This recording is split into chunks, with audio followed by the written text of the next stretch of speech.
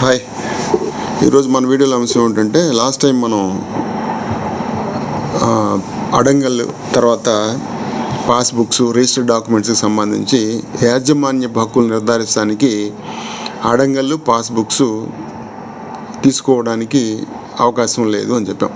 దాన్ని కొనసాగింపుగా ఈ వీడియో ఏమిటంటే, ఎందుకు మనం దాన్ని హక్కులు నిర్ధారించే పత్రంగా అడంగల్ని, అది కూడా రికార్డే కదా, అడంగల్ను మరి ఆర్ఓఆర్ని మరి పాస్బుక్స్ని ఎందుకు ప్రామాణికంగా తీసుకోము అంటే, ఒక రిజిస్టర్డ్ డాక్యుమెంట్ ఉంటే ఆ రిజిస్టర్డ్ డాక్యుమెంట్ ద్వారా ఇంకో డాక్యుమెంట్ రిజిస్టర్ అవ్వాలంటే దాంట్లో డిస్క్రిప్టివ్ పర్టికులర్స్ ఉంటాయి. అంటే స్వభావం, ఈ ప్రాపర్టీ ఆయనకి ఎలా వచ్చింది, రిజిస్టర్ చేసుకున్నాడా, ఎవరి దగ్గర కొన్నాడా, లేకపోతే గిఫ్ట్ ద్వారా వచ్చిందా, లేకపోతే వారసత్వమా, లేకపోతే వీలునామా ద్వారా వచ్చిందా అనే డిస్క్రిప్టివ్ పర్టికులర్స్ అన్నీ దాంట్లో ఉంటాయి.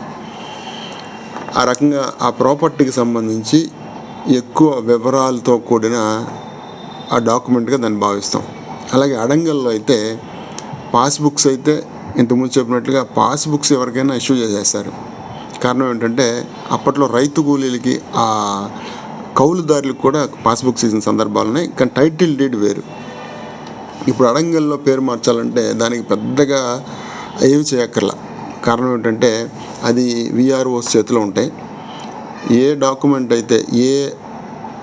డాక్యుమెంట్ ఆధారంగా మార్చాలో అడంగల్లో అలా కాకుండా లోకల్ ఇన్ఫ్లుయెన్స్ని బట్టి అడంగల్లో పేరు మార్చేస్తూ ఉంటారు. అంటే ఒక రౌండ్ చేస్తారు, మీ పేరు ఎక్కడైతే ఉందో దాన్ని రౌండ్ చేసి వేరే పేరు రాస్తారు. ఆ వేరే పేరు రాయడానికి కారణం ఖచ్చితంగా ఒక పార్టీషన్ డీడ్ కానీ, ఒక సేల్ డాక్యుమెంట్ కానీ ఏదైనా అయి ఉండాలి. అలా కాకుండా లోకల్ ఇన్ఫ్లుయెన్స్తో అడంగల్లో పేర్లు మార్చేస్తారు. చాలా ఈజీగా, ఏమాత్రం ఏ ప్రామాణికతని కాకుండా వారి సొంత ఆలోచనతో వారి ఇష్టం వచ్చినట్లుగా ఏ రకమైన ఒక ప్రొసీజర్ ఫాలో అవ్వకుండా మార్చేస్తారు. కాబట్టి అడంగల్కి ఆ రకంగా ఈ టైటిల్ని నిర్ధారించే హక్కు ఆ రకంగా కోల్పోయింది. అది అంటే అడంగల్ని ఈజీగా లోకల్ ఇన్ఫ్లుయెన్స్తో మార్చేయవచ్చు. విఆర్ఓ ద్వారా లోకల్లో ఎవరైనా ఇన్ఫ్లుయెన్స్ చేస్తే ఈజీగా మీ పేరు రికార్డ్స్లో ఎక్కేస్తుంది. తర్వాత అది ఉంటుందా అంటే చెప్పలేం. మళ్ళీ గవర్నమెంట్ మారగానే మళ్ళీ వేరే వాడి పేరు దాంట్లో రాస్తారు. కాబట్టి దాన్ని హక్కులు నిర్ధారించే విధంగా దాన్ని మనం అంగీకరించలేము.